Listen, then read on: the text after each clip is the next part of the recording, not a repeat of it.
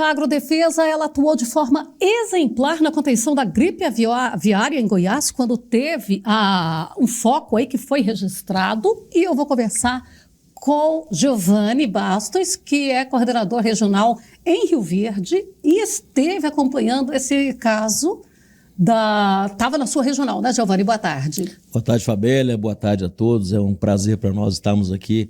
Boa tarde à sua audiência, no nosso estado, no nosso país. Realmente, eu estive no olho do furacão lá, né, na contenção direta desse foco de influenza aviária que foi no município de Santo Antônio da Barra, ali próximo a Rio Verde. Então foi um trabalho, conforme você disse, um trabalho exemplar dos nossos técnicos aí que conseguiram fazer essa contenção. E foi numa ave de quintal, ave de subsistência? Sim, foi numa propriedade, por sinal, muito bem cuidada, em ave de subsistência. Esse quintal que tinha ave de subsistência, todo ele telado, mas acontece que assim, você tem as aves silvestres e as aves migratórias, né, que passam nessa região nossa, né? Nós somos aqui um corredor de ave migratória que eventualmente pode entrar em contato com essas aves de subsistência e ser sim uma fonte de contaminação, até porque o produtor em si trata os seus animais de maneira correta, né? Alimentação, ração, e isso atrai também um pouco esses animais silvestres e animais migratórios. Então pode ter o contato, que no caso a gente tem essa ideia que o que aconteceu foi isso, né? Esse tipo de contato, e aí teve essa contaminação nessas aves de subsistência. Não chegou a espalhar, mas só ficou ali mesmo? Não, ficou contido naquele local. A gente tem que ressaltar bastante aqui que o produtor rural teve ele teve uma parceria muito grande com a Agrodefesa, ele teve um entendimento muito grande da importância do que estava sendo feito. Ele, quando começou a perceber seus animais com uma patologia, ele chamou o veterinário, a gente aconselha isso mesmo, chame o serviço de veterinário, o veterinário particular da sua vontade. Depois, esse profissional identificando alguma coisa, procura o Serviço de Defesa Oficial, que é importantíssima a notificação. A gente só consegue descobrir o que está acontecendo com a notificação oficial, né? Então, os profissionais de campo têm que estar atentos a essas patologias para poder notificar a Agrodefesa, para que a gente faça o nosso trabalho como foi feito naquele caso lá, com o apoio total do produtor rural, com o apoio do Serviço Veterinário Particular, que teve essa percepção e foi lá notificar para a Agrodefesa.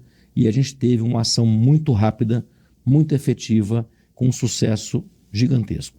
Bom, você mencionou algo que eu acho que é extremamente relevante, que é a participação do produtor lá na identificação inicial. Porque ele vê uma ave ali que, vamos falar assim, daquela linguagem que normalmente o produtor usa ali, que está pesteada, né? Tem a peste que apareceu ali, aí ele não sabe exatamente o que é.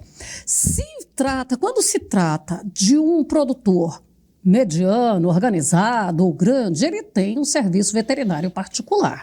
Vamos imaginar ali, então, um pequenininho que tem só suas aves ali, bem pouca. Ele pode chamar alguém da Agrodefesa para fazer essa verificação? Pode. Na verdade, assim, se ele tiver alguma percepção de alguma coisa diferente que pode estar acometendo o seu plantel, ele pode estar ligando para a Agrodefesa.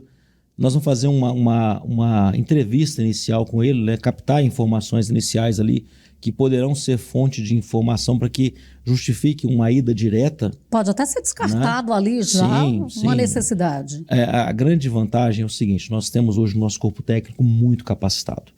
Nós temos veterinários ali com alto conhecimento que pode, numa entrevista já com o produtor rural ali, fazer uma captação de informações que vão ali ajudar num pré-diagnóstico ou alguma coisa que possa já despertar o interesse de você ir até o local e fazer essas inspeções.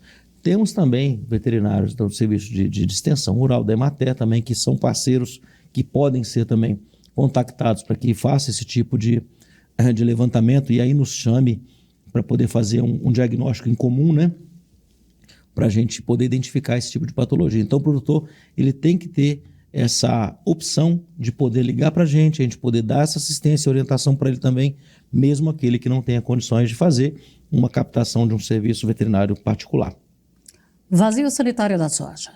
Já começou. Já começou. Dia 27 agora de junho, nós começamos o vaso sanitário da soja e vai até 24 de setembro, passando o calendário de plantio do dia 25 de setembro até 2 de janeiro do ano seguinte. Agora, então, é aquele momento que nenhuma planta viva pode estar no estado de Goiás. É importante salientar que o vaso sanitário ele tem uma estratégia que é, basicamente, a gente baixar a pressão da ferrugem asiática no nosso estado, né? Para quê? Porque na safra subsequente você tem aí um menor custo de manejo, você tem aí uma economia por parte do produtor rural em usar menos produtos, que deixa de onerar um pouco o seu custo de produção.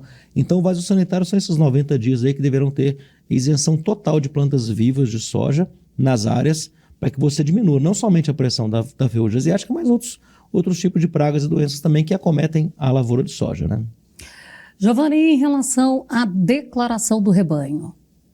Declaração do rebanho, a gente teve uma novidade esses dias agora, que foi a prorrogação da declaração até meados de julho, tá? Até no meados de julho agora, devido a uma questão de abastecimento de vacinas de raiva, né?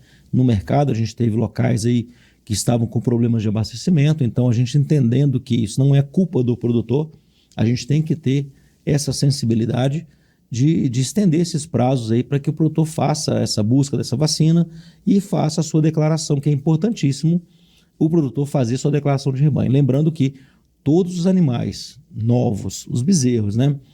A novidade que nós temos desde o ano passado é o seguinte: a gente precisa colocar lá, quando for fazer a declaração, fazer os nascimentos de acordo com o mês que ele nasceu.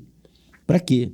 Para que no futuro, essa retroalimentação, essa alimentação das faixas etárias, elas serão automáticas.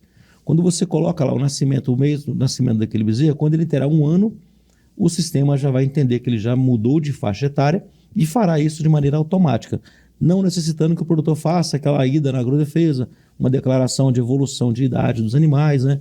Então é um benefício que a gente traz no nosso sistema SIDAGO, que é um sistema hoje utilizado por mais de 15 estados no Brasil e está aumentando cada vez mais a aceitação. É um sistema muito completo que vai trazer essa comodidade do produtor rural não ter que ficar buscando ali o escritório automaticamente para poder fazer essa evolução da faixa etária. Então, automaticamente, o sistema vai entender que o animal já mudou de faixa etária e faz isso automático. Bom, o Brasil reconhecido como livre de aftosa sem vacinação. Em Goiás, nós temos aí alguns municípios que precisam da vacinação contra a raiva.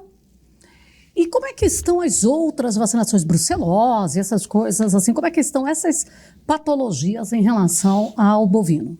Então, o programa de brucelose, ele continua normalmente, né? As vacinações de brucelose, as fêmeas de 3 a 8 meses deverão ser vacinadas. Nós temos aí o leque de opções de vacinas da RB51, a B19, né? A B19 para animais de 3 a 8 meses, a RB51 para animais acima de 8 meses, que deverão ser atendidos esses calendários de vacinação, né? Então, a brucelose, o produtor pode vacinar ela, fazer sua vacinação a qualquer tempo e fazer sua declaração no sistema para poder alimentar o sistema com as informações de vacinação da brucelose também. Isso, essa alimentação de vacinação é apenas para que, no momento de pegar uma GTA, para ele já ter ali tudo organizado. Se não tiver a vacinação inserida para aquelas fêmeas nas suas faixas etárias obrigatórias, o sistema trava, bloqueia e o produtor vai ter que fazer a sua vacinação de brucelose nesses animais. Aí pode ser que haja uma necessidade de fazer uma vacinação assistida por um técnico, né? O veterinário também ele deve fazer esse acompanhamento da vacinação e fazer a inserção no nosso sistema. Se ele fizer a vacinação e deixar de informar, tem prejuízos para ele em relação assim, a multa, alguma coisa nesse sentido? Tem, ele pode sofrer sanções administrativas e até com autuação, sim. Porque a sanção a gente já sabe que ele não vai poder comercializar, não vai poder transitar, né? Isso aí porque ele vai ficar bloqueado como se ele não tivesse vacinado. Isso, a gente tem que pensar o seguinte: quem compra o seu animal, ele tem que estar com a segurança de que aquele animal está dentro dos preceitos sanitários obrigatórios cumpridos, né?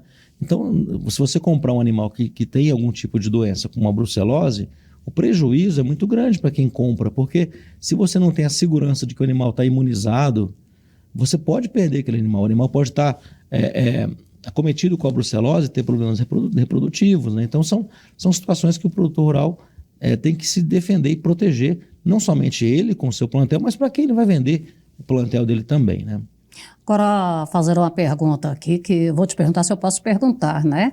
A gente estava conversando aqui, antes de entrar no ar, sobre um caso que vocês receberam a denúncia de maus tratos. Numa situação que há maus tratos de animais, como que deve ser o processo? Os vizinhos fazer denúncia? Como é que funciona? É importante a gente ter em mente que quando você tem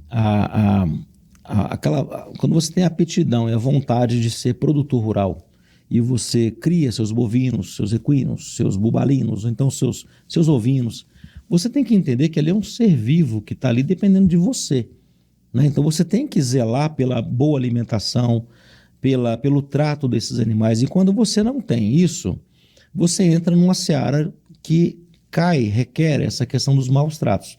Maus tratos não quer dizer você também, se você bater, machucar, isso também é maus tratos. Mas não só isso, né? Não só isso, você deixar de alimentar e deixar aquele animal morrer de inanição, sem comida, sem água, também são maus tratos, né? Então o produtor rural tem que fazer esse tipo de denúncia, pode denunciar para a agrodefesa, pode denunciar também para a delegacia de polícia civil, que tem um enquadramento legal para isso. E a gente vai fazer... Polícia Militar Ambiental. A gente vai fazer essas investigações. Então... A denúncia pode ser anônima? Pode ser anônima. A gente vai fazer todo o processo de orientação para os órgãos competentes naquilo que cabe à parte jurisdicionada de cada segmento, para que você não deixe aquilo acontecer. Se tiver problemas de cunho ambiental, por exemplo, chama-se o meio ambiente para tomar as providências legais cabíveis para aquilo. Se tiver alguma coisa de crime, de maneira geral, a polícia judiciária através da polícia civil, né? Ambiental também, da mesma forma, a polícia ambiental. Então, assim, é inadmissível que você tenha hoje situações que você cause esse tipo de transtorno para os animais também, né? Porque os animais estão ali para ser assistidos de maneira adequada, com comida, com água, com bons tratamentos, sem bater, sem machucar, enfim. A gente tem que ter esse tipo de sensibilidade. Então, se identificar uma situação dessa, faça as denúncias, não somente para a agrodefesa, mas para a polícia civil também, para os órgãos de meio ambiente, que pode estar sendo fonte ali de algum tipo de investigação para aquele momento. Senhores, eu trouxe ainda esse tema porque nós sabemos que o produtor rural pecuarista, ele não faz maus tratos. E daí, aqueles ecochatos, eles pegam estes casos para querer colocar como sendo o produtor rural, o autor disso. O produtor não faz isso. O produtor, em momento nenhum, ele está querendo colocar o seu patrimônio para ser dilapidado, para ser depredado. E é o que acontece numa situação de abandono como esse a que nós estamos nos referindo. Bom, Giovanni, eu quero agradecer a sua participação e que você não demore tanto assim para voltar. Será um prazer para a gente estar aqui com vocês de novo, Fabíola. Eu quero aqui só salientar mais uma vez e parabenizar toda a equipe da Agrodefesa que teve nesse foco de influenza aviária lá em Santo Antônio da Barra. Informar que nós tivemos aqui uma equipe de quase 100 pessoas naquele foco que incansavelmente trabalharam durante os 5 dias intensos para que a gente contesse aquele foco. Nós tivemos colegas aqui de Jataí, de todo o estado de Goiás, e aqui eu quero render minhas homenagens a esses colegas que estiveram conosco lá nesse apoio. Polícia Militar do Batalhão Rural, bombeiros, Prefeitura de Rio Verde, Prefeitura de Santo Antônio da Barra, que estiveram prontamente dando todo o suporte para a agrodefesa, a nossa diretoria, a nossa presidência toda lá com a gente também. É um trabalho que poucos veem, mas é um trabalho incansável, que traz uma segurança sanitária para a população de modo geral e economicamente falando, porque a instalação de uma patologia dessa numa granja comercial causa um tipo de problema imensurável para a economia local, para a economia estadual e para o nosso país como um todo. Então, esses profissionais que tiveram nesse foco, que atenderam prontamente de maneira exemplar. Exemplar é a palavra mais correta para poder trazer esse elogio para essa equipe. Foi uma equipe que não mediu esforços, que estavam ali capacitadas, com estrutura pronta. O estado de Goiás, a Agrodefesa, estava com toda a estrutura pronta para o atendimento e foi um atendimento rápido e eficaz. Então, parabéns à Agrodefesa, parabéns aos colegas, obrigado à imprensa pelo suporte que nos deu nas informações que foram dadas, sempre ali precisas, no sentido de trazer informação valiosa para o cidadão entender o trabalho que estava sendo feito. E parabenizar todos os produtores rurais do nosso estado, da nossa região, que são grandes parceiros da Agrodefesa, e nós estamos aqui para poder atuar junto com eles. Pois é, e nesse episódio, como o Giovanni falou, o presidente da Agrodefesa, o Caixeta, esteve no local, acompanhando, observando. Nós temos a BRF em Rio Verde, que está muito pertinho, pouco mais de 40 quilômetros, acho que são 42 quilômetros, já está aí no Rio Verde e Santo Antônio da Barra. A BRF, com muitas granjas comerciais, não teve nenhuma granja que foi contaminada. Então, assim, se tivesse uma contaminação numa dessas granjas, haveria um prejuízo muito, é como você falou, que ia afetar município, estado, Brasil. A integradora ela foi de suma importância conosco também, ela foi muito parceira da Agrodefesa nesse sentido também, uma integradora muito responsável, os seus técnicos de uma prontidão tremenda, foram muito participativos conosco. Nossa equipe fez um serviço de inspeção em todas as granjas da integradora. Tivemos as inspeções nas propriedades vizinhas, num raio até 10 quilômetros do foco, onde não se encontrou nada de problema. Enfim, então é importante salientar que não somente a defesa oficial do Estado, mas a defesa por parte dos profissionais privados também teve uma participação muito intensa. Então, a gente só tem a agradecer e salientar a excelência do profissionalismo dessas pessoas que estiveram conosco lá. Muito obrigada e parabéns para vocês. Obrigado, a gente agradece.